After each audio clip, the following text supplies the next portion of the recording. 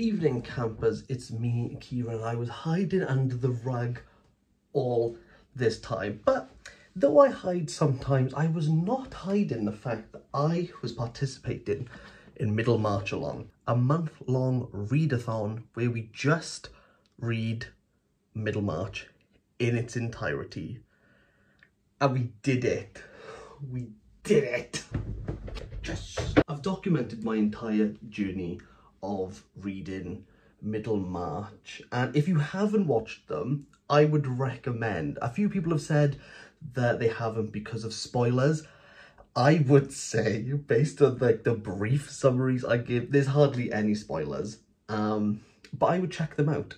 The start of those videos were really strong, I thought, looking into what could possibly happen, like deep analysis into the preface. I even wore a blue shirt. I don't bring up the shirt for much. From that moment on is where people said I descended into madness, where I struggled with a huge cast of characters in this novel. I struggled to remember most of the plot lines, especially with the first half of this, to where I created a Shakespearean play and did a Middlemarch inspired Lewis Capaldi song, which I wrote in 15 minutes. To say I put a lot of effort in those videos is not the case. They're very much done on the fly. Now that I've read this all the way through and celebrated by drop kicking it in a field, I want to give it the review it deserves. Quick side note, if I can drop kick a book in a field and still keep my spine pristine, you have no excuse for breaking spines. Not a single excuse. To plainly say what Middlemarch about, you only have to look at the actual title, Middlemarch, a study of provincial life. Middlemarch is a fictionalized town, village, county, place, where Eliot provides the reader a place to live. Rather than being omnipresent and objective, truly you sit in the homes of these characters. More so you're a fly on the wall, listening, but on these characters. The energies that bring characters together or sometimes cause tension is really difficult to grapple with when you know both sides of the argument. And at times you want to grab the characters and go, no, you've got this all wrong, or smack him in the face being like, can't you see what's being said? But before you could open your mouth, demystify scenarios and express truth, the gossip that goes in this town spreads like wildfire, meaning that everyone lives out of each other's pockets but is always wary enough to palm one guinea for safekeepings. With each word spoken by a character, we slowly chisel away at their insecurities and really get at the heart of their true thoughts. One character in particular where we see the rise and fall of is Dorothea Brooks, a woman who wants to marry someone who holds the same ideals as her rather than marrying for wealth. Rather than going for the handsome Sir James Chetton, whose status would let Dorothea live the life that she has to live rather than one, she decides to marry Casaubon, an old man who has ideas of wanting to write myths. Upon marrying Casaubon, she realised that ideas are just ideas. They don't materialise into anything of importance until someone's willing to take on that idea. And this is a story about ideas. Eliot is always questioning the societal norms of this time period. Very much a focus is the Catholic question and the Reform Act, which would give certain men the ability to vote. And hence we arrive at the crux of Middlemarch, a traditional novel about a traditional town full of traditional norms but filled with liberal people. This vast cast are vying for change, but within Middlemarch's borders they cannot do so, because in the idealistic there's always the realistic. George Eliot is never afraid to give an unhappy ending to those who want one, and for characters that we hate, just like life, sometimes they just do okay. To give one example, a universal idea that all of us can grapple with is love. And when you feel love, you want it to stay there, you want it to be tangible. But what happens if you love someone who doesn't love you back? What if you notice that you love someone at the precise wrong moment? What if you're trapped in a broken marriage? What if financial ruin has turned your marriage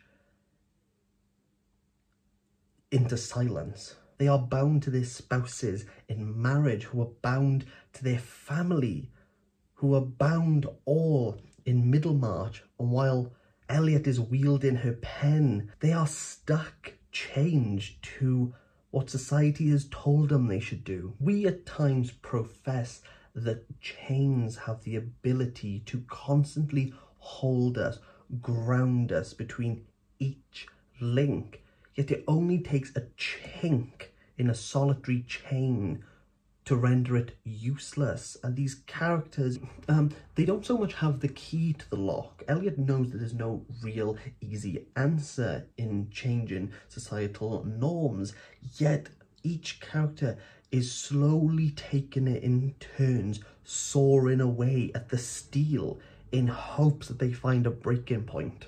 And you want to know what my breaking point was? 900 pages of this. I appreciate what Eliot's doing, but I've said this from the beginning, I don't like classics. I always struggle with them. And I'm quite comfortable to tell you my discomfort with classics. It was one reason why I wanted to read this. I always think as a reader you should challenge yourself and read something that you probably never would have got around to unless an opportunity arises. And this isn't a video to say that I've confirmed my dislike towards classics, because there's definitely something I can appreciate about Middlemarch. Its writing style, though for the time, it's extremely reader friendly. The characters are well rounded and well defined, but they hold on to their ideals so much that at times they feel blinkered. And then we have the plot point of Middlemarch, which happen. Let me explain. The critical moments that power this engine are just present. To give one example, there's a moment where a character has two wills and asks another person to get rid of one of them, and she refuses. At the will reading, the solicitor reads one will and then reads the second will. Though some characters are weakened or strengthened by the second will, that's as far as it goes. That is as far as it goes. There's no build-up, it's just cliffhanger, but peer over the cliff and you realise it's just one step down. So come to think about it, it's not actually those moments that power this. So what does? It's just the hot air coming out of all the characters. This is just conversation after conversation after conversation after conversation. Music befuddling, confusing, kerfuffling. This 900-page book is mostly talk, and there comes a time where talk becomes unimportant. People are speaking while no one's listening and are just waiting for them to be quiet for a minute so they can get their own point across. Bulstrode and Mr. Brooke, it's relentless. It's relentless. Though that is a dislike of mine, and I'm quite open to say I don't generally like classics, you might find this a walk in the park. There's a lot of people who have high praise for Middlemarch. And though I didn't enjoy it, but I can appreciate why it has stood the test of time. Now, for anyone who is like me and avoid classics because you generally don't like them, don't read classics to enjoy them. If you stumble across one that you do enjoy, fantastic. I feel it's best with classics to try to appreciate them, understand why they've stood the test of time. You'll always come to the end page with a smile on your face, understanding why it's so revered. But for me and my personal enjoyment of what I would rate this, I'd give it a 4 out of 10. It's okay. It's long, but it's okay.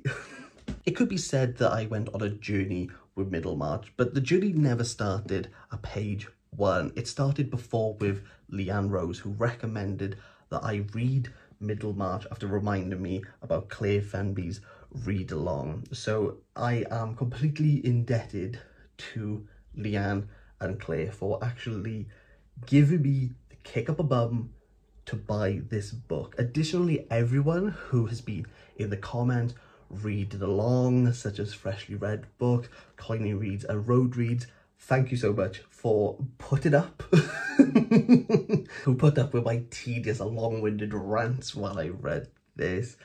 Again, thank you to everyone who's commented, to everyone on the Discord who was always there to just push me through.